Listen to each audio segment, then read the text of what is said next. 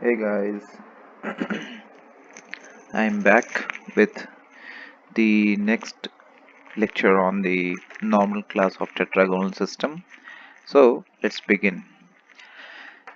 In the previous lecture, I had mentioned that there are three crystal systems: isometric, tetragonal, and orthorhombic, which have all the three axes perpendicular to each other, and therefore they are included in a general class called as orthogonal systems. So we have already seen about isometric. Let us look for tetragonal system. So in tetragonal, how is tetragonal system characterized? Tetragonal system is defined as the crystal system which has two axes equal to each other and third axis is unequal. So we have A1 is equal to A2, which is not equal to C, and we have all the three axes perpendicular to each other. So it would look somewhat like this. So in this we have, this is A1, A2, and this is C. So the angles alpha, alpha is the angle between B axis and C axis, or in this case it is the angle between A2 and C. Beta, it is the angle between A1 and C, and gamma is the angle between A1 and A2, or A and B axis. So we can see here that all the three axes are perpendicular to each other, crossing each other at origin. To remember all these axis relationships using a simple trick, first of all, we know that the simplest notation is for the isometric system.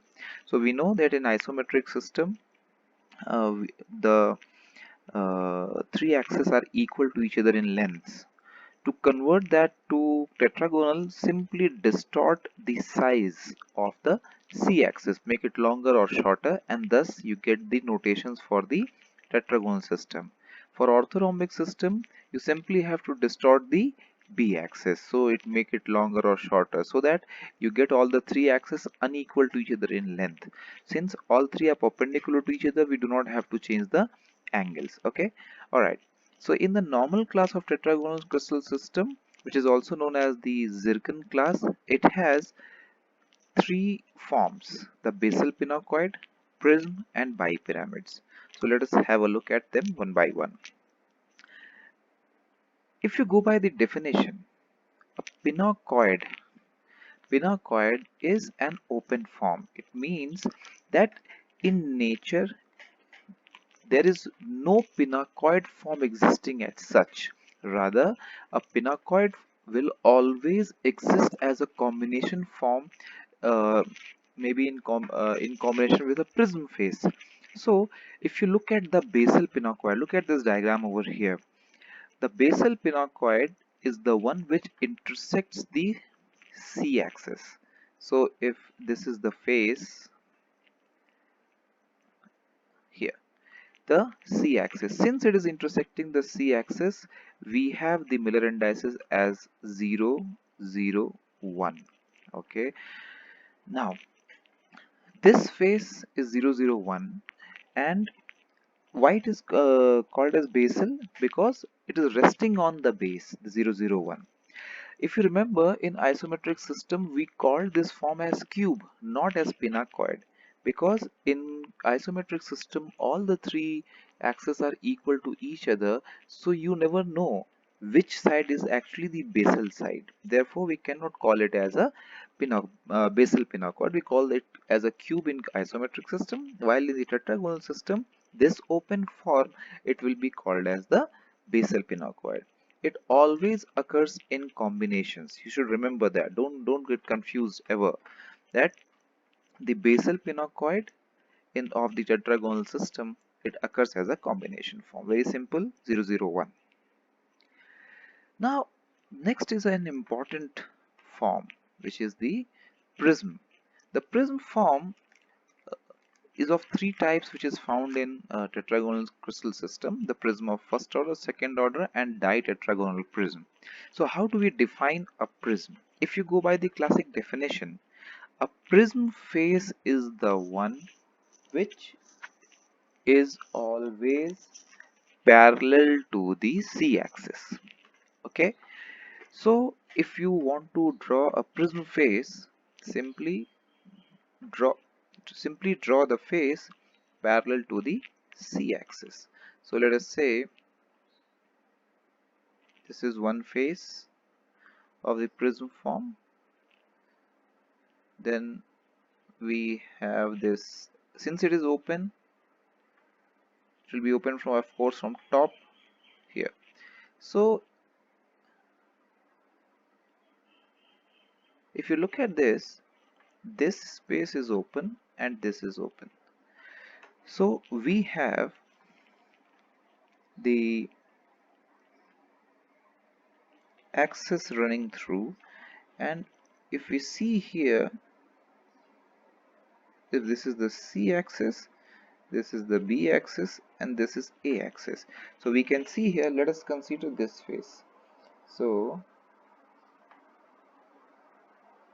if you look here carefully, this face is intersecting the a2, it is intersecting the a1, and it is running parallel to the c.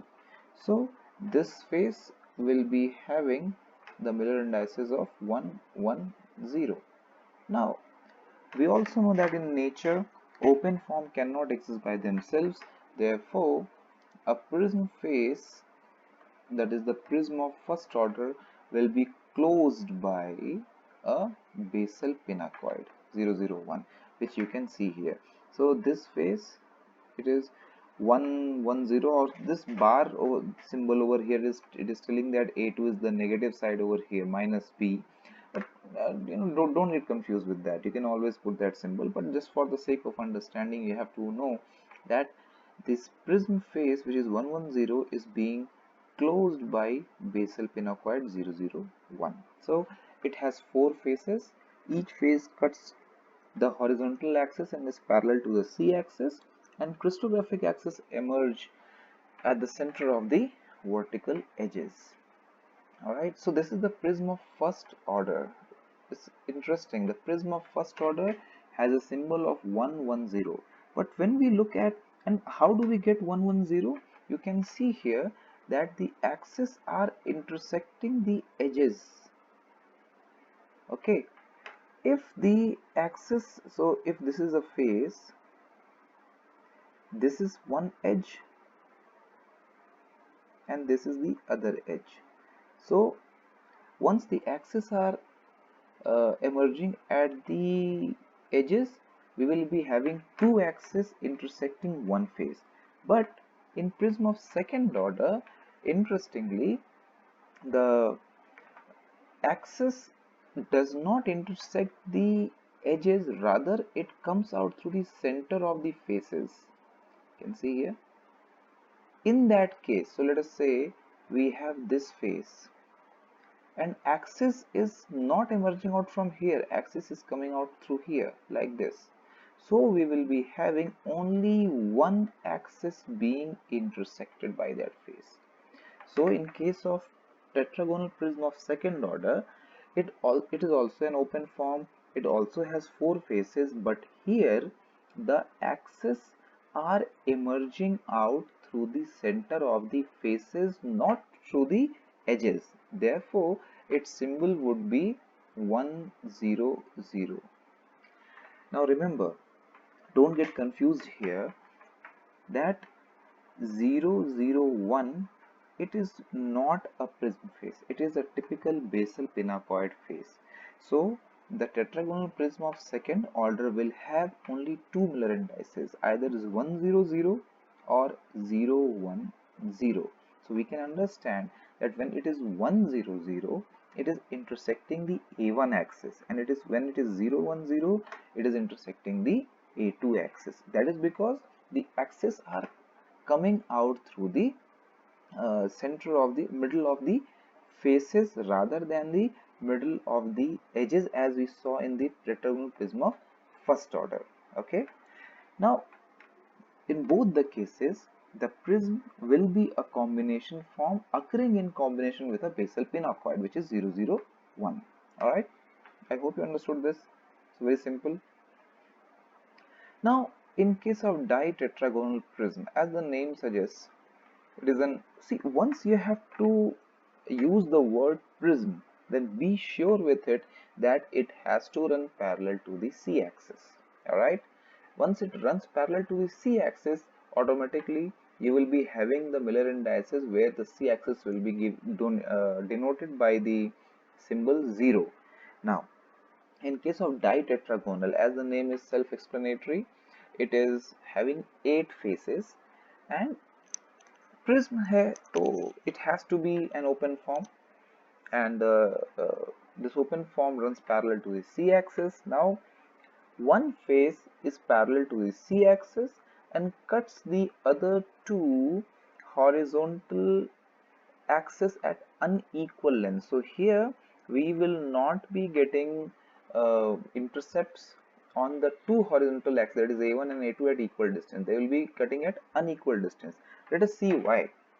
If you look at this diagram, to accommodate 8 faces, we cannot have square forms. It will be the form in which there will be some change in the angle, or it will be showing you a different setup altogether. Now, if we have this face, if this is one axis over here, so how do we project this face?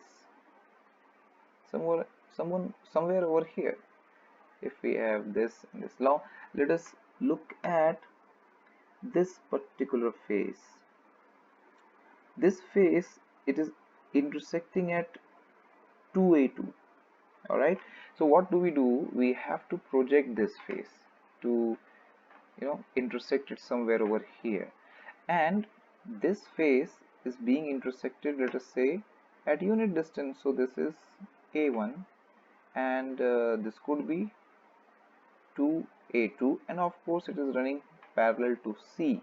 So here we will be having 1a1, a v's parameters will be 1a1, 2a2, and infinity c. Miller indices will be 1, 1 upon 2, and 0, that is 1 upon infinity. So it becomes 2, 1, 0. Yes or no? It becomes 2, 1, 0. So we saw here that the faces are intersecting the horizontal axis at unequal distance. Now, for the sake of simplicity, remember, for a ditetragonal prism, you will be having the symbol as 210, 120, only 2.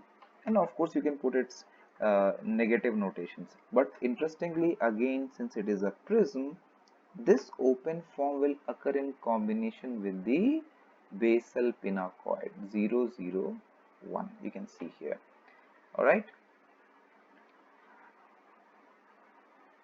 So the horizontal crystallographic axis emerge at middle of each of the 4 faces.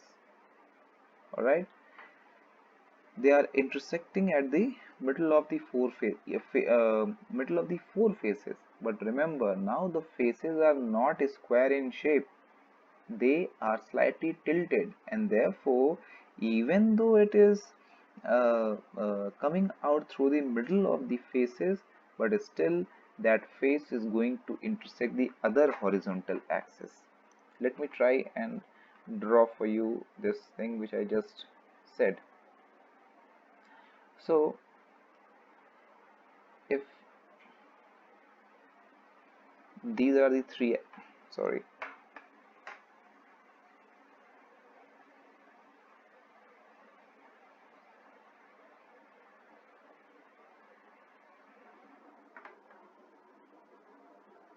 if these are the 3 axes, A1, A2, and C. Now, if we have a face which is like this, just say this face. So in this face we can see that A1 is coming out through the center of this face, but this face is not a square. So if we project this face this way, it is intersecting A2 somewhere over here, which is obviously not similar as A1. So we will be getting HKO, and of course it is running parallel to the C axis. So this HKO symbol is the general symbol for the ditetragonal prism, but since we know that here the two horizontal axes are equal in size, it will simply, you can remember it as 210. All right. Okay, now let us come to tetragonal bipyramids. Once we talk of a pyramid face, so how do we define a pyramid?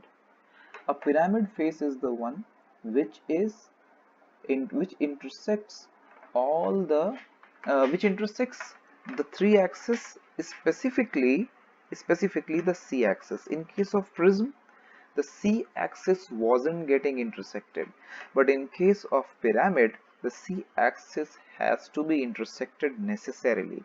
Sometimes it may happen that you may get only two axes being intersected by a prism face, sorry, pyramid face, but still the C axis will be intersected. Keep that in mind. So essentially, if it is a pyramid, so we are going to get trigonal faces. So this is how a pyramid looks like. So definitely it is a closed form. All right.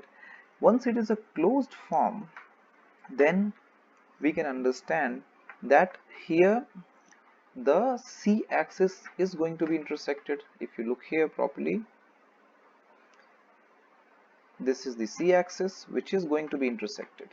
Now it is of two types, tetragonal bipyramid. So it is called bipyramid because here we have these two pyramids occurring, you know, in combination. If you remember, in isometric system, the same form was called as octahedron. It wasn't called pyramid over there because the three axes are equal to each other. All right, I hope you understand this. Now in case of tetragonal bipyramid of first order, so remember when we use the terms like first order, it means that here the maximum axes are going to be intersected. Why is this happening? Look at this diagram carefully. Here you see that the horizontal axes are coming out through the intersection of the horizontal edges. See, so if you have a face like this and one axis is coming out through here, other is coming out through here, so definitely you are going to get all the three faces intersecting. So in case of bipyramid of first order, tetragonal bipyramid of first order, we will be having each face which cuts the horizontal axis at equal distance and the C axis. Of course C axis is not equal in size, so it is also being intersected. So we have this general symbol as HHL, and here you can see it is 111. Now please keep it in mind that 111 does not mean that they are cutting at equal distance. This notation 111 means that the axis, all the three axes are being intersected at unit distance. This 111 is the notation for a unit distance, not for equal length. If you look, if you read about the X-ray crystallography, you will find that with the X-ray crystallographic studies methods, the length of the axis, ABC axis of each crystal group, crystal system has been determined, and you will see that in some cases where the three are equal, they may be 1 angstrom or something like that. In other cases, when they are not equal, one axis may be 0.5 angstrom, 0.8 angstrom, and 1 angstrom. Now let us suppose that we have three axes where the length is A is equal to x, B is equal to y, and C is equal to z, and we have a face which intersects all the three axes at, let us say it is intersecting A at x, B at y, and C at z. So it will be having Miller indices of 1 1 1, which means that the face is intersecting the axis at unit distance. It is not intersecting at equal distance. All right. Okay, so I hope that is clear. So in case of tetragonal bipyramid of first order, which is a closed form, we are going to have 8 faces which are isosceles triangles. They have the horizontal axis being intersected at equal distance, because now here A1 and A2 are equal to each other in size, while the c-axis is being intersected at unit distance. Therefore we get the Miller indices at as 1 1 1, and here the horizontal axis, they emerge out through the center of the they emerge out through the intersection of the horizontal edges. So what does that mean? So this is one pyramid, this is other pyramid, and here where these two edges they intersect, from here the two horizontal axes they emerge. Therefore we get this. Now if you look at the tetragonal bipyramid of second order, it is again a closed form with 8 isosceles triangular faces, but now interestingly, if you look at this face, it is a pyramid face. C-axis has to be intersected, that is why it is called as pyramid.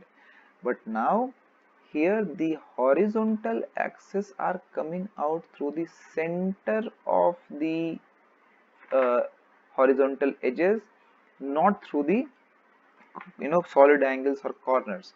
Now if this is the center of this edge and this is another axis over here, so it is running parallel to A2 intersecting A1 and C.